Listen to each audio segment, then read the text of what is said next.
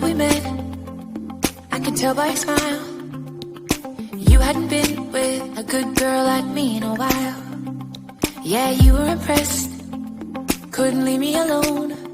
Text me. Olá, boa tarde. Aqui onde eu estou é tarde. Então, boa tarde, eu sou a Carol, do canal Autismo e Possibilidades. Sou neuropsicopedagoga, mãe do Fran e da Ceci, que são dois queridos autistas. Estou aqui com a Patrícia, que é neuropsicóloga, e estamos conversando sobre o diagnóstico e sobre o autismo leve em adultos e crianças. Vídeos anteriores falamos sobre o diagnóstico, sobre a equipe que avalia e dá o diagnóstico do autismo, como ele é importante, como essa equipe precisa trabalhar em conjunto e saber sobre o transtorno do espectro autista. E hoje voltamos com a Patrícia, que bom que ela aceitou de novo o nosso convite, né? O meu convite. E a gente vai falar sobre as características do autismo leve, né? Então, é que às vezes passam desapercebida. Então, você que de repente percebe alguma diferença aí no seu comportamento, ou a mamãe, a prof, algum familiar percebe que a criança vai muito bem, mas de repente apresenta alguma coisinha diferente, não sei. Então a Patrícia vai falar sobre o diagnóstico leve e as características. Obrigada, Paty. Imagina, gente. Prazer estar aqui com vocês de novo. Muito obrigada pelo convite. Eu que agradeço sempre. Eu adorei estar aqui. Então vamos lá. O autismo leve, ele é uma condição que às vezes passa muito desapercebida, tá? Ainda hoje, Carol, a gente tem muita gente que não consegue aceitar esse quadro funcional do autismo. E isso eu falo assim, profissionais de várias áreas, não só o público leigo, né? Eu já vivi experiências assim de ver profissionais afirmando que tal pessoa não é autista porque olha no olho, que a pessoa não é autista porque abraça, porque dá beijo. E agora, muito recentemente, essa semana passada, eu até achei um caso muito interessante. Uma mãe, ela me relatou que o médico ele retirou a possibilidade do autismo porque a criança deixou cair um doce no chão e começou a chorar. E aí o médico afirmou que não é autista porque tem sentimento, né? Então, essa história do sentimento, né? Ainda vi como isso, século XXI. Exatamente. 2020, gente, nós estamos em 2020 que loucura, e ainda existe muita resistência em relação ao conhecimento dessa patologia. Então, hoje a nossa proposta é falar dos indivíduos com um grau de funcionalidade mais alto, né? Depois a gente pode falar, talvez em outra ocasião, sobre autismo de grau moderado a severo. Mas vamos lá, né? Então, quais seriam as características de pessoas com autismo leve? Começa a dificuldade, porque na verdade a gente não tem uma coisa muito fechada. Como a gente falou em vídeos anteriores, cada sujeito tem suas características, né? Então a gente não tem como elaborar um perfil certinho, dizendo, tal comportamento é autista e tal comportamento não é. A coisa é bastante ampla. Não é à toa que hoje a gente não fala em autismo, a gente fala em espectro autista. Para quem não sabe, o espectro ele já configura esse leque gigante de possibilidades, né? Como se fosse um grande guarda-chuva e debaixo daquele guarda-chuva, que é o autismo, a gente tem um espectro muito variado, então a gente vai encontrar muitas alterações. Mas, para ajudar o pessoal que está assistindo, as mães, os pais, irmãos, namoradas, namorados, maridos, né? Então, o que a gente pode começar a observar, por exemplo, num adulto com autismo funcional? Então, Pode ser aquela pessoa que ela não demonstra muito interesse em estar com um grande número de pessoas, então ela não demonstra muito interesse em estar em reuniões sociais com muitas pessoas, ou ela não se sente à vontade em festas onde tem pessoas que ela não conhece. É aquela pessoa que ela pode até querer ir nesses ambientes, mas ela tem uma certa dificuldade de entender o que as pessoas estão falando. Porque o nosso discurso ele é muito subjetivo, né? E a pessoa que está dentro do espectro autista, ela pode ter uma dificuldade de entender essas delicadezas do nosso discurso, essas subjetividades. Para dar um exemplo aí para o pessoal, um exemplo que foi um paciente meu que trouxe. Ele é um autista funcional, está na universidade, e ele me relatou o seguinte, que quando ele está num grupo de amigos, né, ele não consegue entender a lógica da conversa entre as pessoas. E olha só que bacana o que eu vou dizer para vocês. É um exemplo que eu sempre uso. Vamos supor que a gente comece a conversar sobre acidente de carro. Vê se não é assim que funciona. Eu vou conversar com você o seguinte. Carol, a semana passada eu vi um acidente, menina, eu fiquei apavorada. Eu via pessoas ali na minha frente. A Carol vai responder provavelmente com um acidente que ela viu, né? E provavelmente se tiver uma terceira pessoa vai falar assim também, nossa, mas eu também vi um acidente uma vez quando eu estava viajando que foi horrível. Então olha só, nós três que conversamos sobre acidente, nós entendemos que nós estamos falando sobre a nossa sensação do acidente. Cada um mostra a sua vivência, né? O que sentiu. Para que todos possam... Nossa, eu também senti isso, né? Eu também passei por coisa parecida e é horrível mesmo. E é horrível. Então, o que a gente está compartilhando naquela conversa informal é a sensação perante o acidente. Sim. Só que, para esse meu paciente, ele relatava o seguinte, eu não entendo, porque cada um está falando de uma coisa diferente. Sim. Então, ele não conseguia entrar na conversa porque ele não entendia, como eu falei no vídeo anterior, aquilo que está nas entrelinhas, naquilo que eu disse sem dizer. Sim. E aí ele não consegue entrar.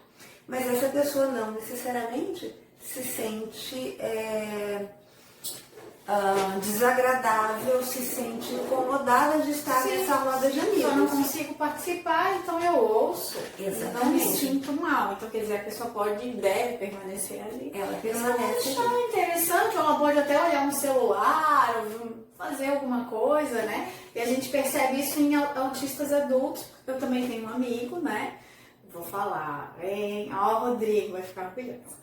Mas o Rodrigo Tramonte, que é aqui de Florianópolis, né? Fez até um livro, Humor Azul, e eu vou convidá-lo para participar, né? Para um cafezinho. E o Rodrigo uma vez me falou, na minha casa, eu convidei e era um aniversário, estavam vários amigos meus também, não só o Rodrigo, e o Rodrigo ficou ali mexendo no celular. E aí depois ele me falou que ele estava relaxando. Se a conversa não interessa, ele não consegue naquele momento conversar sobre aquele assunto, tudo bem, então eu vou fazer outra coisa. E eu lembrei de outra coisa, que eu nem te contei antes, Patrícia. Essa é uma novidade para Patrícia. Uma das primeiras avaliações que eu fiz, curiosamente, foi com um autista adulto, tá? Eu fiz uma palestra na AMA, aqui em Florianópolis, e ele me procurou, e assim, foi uma das primeiras avaliações, e ele achava que ele era autista. E realmente apresentava características. Depois eu não fiquei sabendo se ele teve o diagnóstico, mas olha, tinha muitas características. E ele me falou que trabalhando, ele teve muito problema no trabalho. E aí me contou uma história que quando ele foi chamado para uma reunião, porque eles achavam que ele não gostava do trabalho, de estar ali com os colegas, porque ele tinha uma secretária que ela falou que ele não cumprimentava. E ele achava desnecessário ter que dizer bom dia, boa tarde, boa noite. E principalmente para todas as pessoas. Ele falou, se trabalha 20 pessoas comigo, eu tenho que dizer bom dia para todas as pessoas. E foi muito engraçado que eu falei, Nossa, você tem toda a razão. Bom dia, bom dia, bom dia. 20 vezes, né? Então, Acho que é outra necessário. característica, né? Que é aquela pessoa que ela não entende alguns rituais sociais. Não, eles falam que é desnecessário, que eles não Não é entendem prático, o objetivo, né? que não é prático.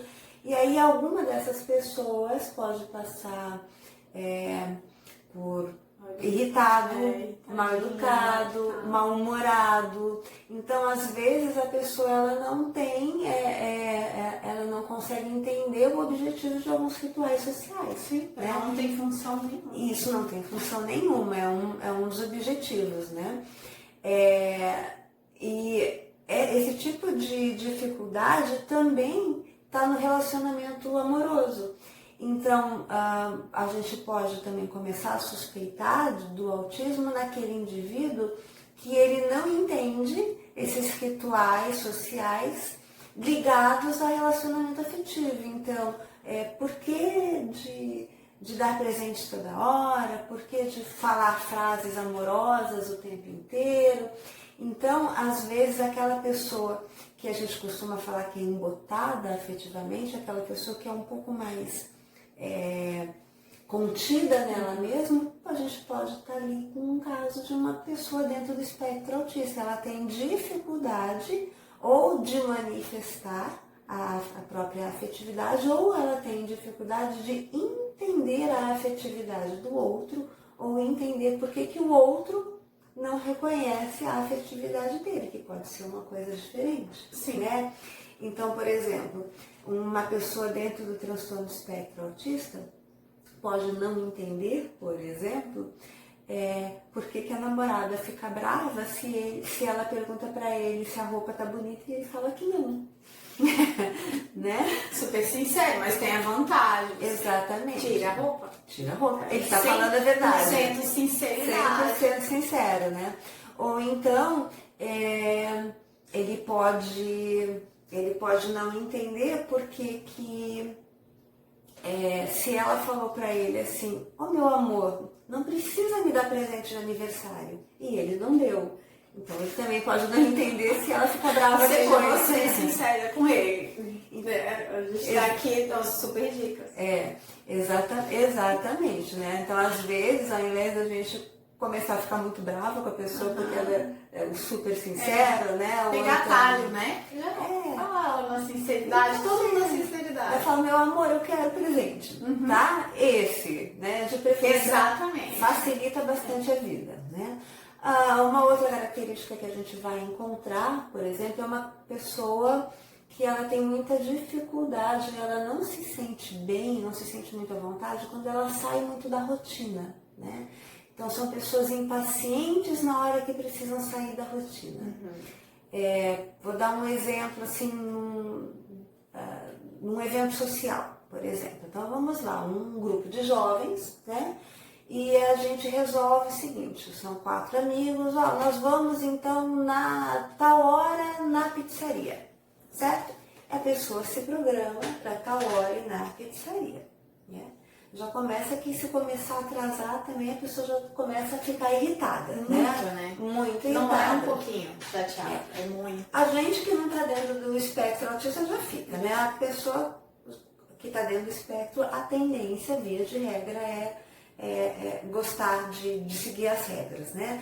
Então aí, muito bem. Aí combinou o seguinte, o fulano vai passar na casa do ciclano, que vai passar na casa do beltrano, que vai passar na casa do outro. E vai todo mundo junto para a pizzaria. Muito bem. Já começou, já atrasou. Já começou a ficar irritado. Aí as pessoas chegaram, né? E ao invés de ir direto para a pizzaria, resolvem mudar o roteiro. E aí resolvem pegar mais alguém. Uma pessoa dentro do espectro autista nessa situação pode se sentir incomodado, porque ele havia se programado para um tal evento, tal hora, e isso pode causar um incômodo. Então, às vezes, essa pessoa pode começar a se irritar, pode começar a ficar mal-humorada, e, na verdade, a gente pode ter aí uma pessoa dentro do espectro autista que tem dificuldade de sair daquele combinado, né? Além disso, a gente pode estar encontrando aí em pessoas adultas algumas hipersensibilidades, né? Que vale a pena a gente prestar bastante atenção nisso. Então, indivíduos que se irritam com sons, que se irritam com luz, né? Pode ser hipossensibilidade, então, por exemplo, não tem muita sensibilidade para alteração de frio ou de calor, ou seja, saiu de casa frio, chegou meio-dia, 40 graus, ele está com jaqueta e não sente nada, né? Então, essas alterações na percepção do nosso ambiente, então, a luz, o olfato, as sensações táteis, essas podem estar alteradas. Não gosta muito de ser tocado, então, de repente, né? A gente pode estar encontrando com muita facilidade pessoas que não gostam de ser tocadas, tá? Mas também tem o outro lado, tem aquelas pessoas que gostam de tocar todo mundo, tocam demais. Touchscreen, eu sou touchscreen total. Então a gente vai encontrar isso aí. Na verdade, o que é, né? Não é uma receita de bolo. A gente tem a tendência, a grande probabilidade de encontrar alterações sensoriais. Mas pode ser tanto 8 quanto 80. Então, eu não gosto de ser tocado, e isso é um grande indicativo de pessoas com transtorno de espectro autista. Mas também tem aquela pessoa que ela tem como uma falta de entendimento de limite social. Então, para todo mundo ela chega e toca. E não é todo mundo que gosta. Principalmente quando não tem intimidade. Não tem intimidade. Então, a gente não conhece bem a pessoa, está conhecendo pela primeira vez. Exatamente. Então, você imagina assim, é uma pessoa que ela tem uma disfuncionalidade. Então, ela chega num grupo de pessoas, numa festa, que ela não conhece ninguém, e ela vai chegando lá e vai tocando todo mundo. Ou tocando muitas vezes, ou não respeitando o espaço corporal do outro, se intrometendo numa conversa sem ter muito conhecimento. E de repente com um assunto desconectado, exatamente. Como ela não... que ela gosta, às vezes, né? Exatamente. Então fica uma coisa bem estranha. Fica uma coisa Exatamente. A gente pode identificar esse indivíduo que entra com esse assunto desconectado, né? Então ele está descolado. As pessoas estão conversando sobre alguma coisa, ele não entende e ele entra com outro totalmente diferente. A gente tem aquele indivíduo que quando entra naquele assunto diferente também, ele acaba monopolizando. Então, quando as pessoas estavam conversando, ele não conseguia compartilhar o assunto. E aí, quando ele entrou com um assunto que é do interesse dele, aí ele acaba monopolizando. Ele fala, e ele não percebe as expressões faciais das pessoas que não estão tendo interesse.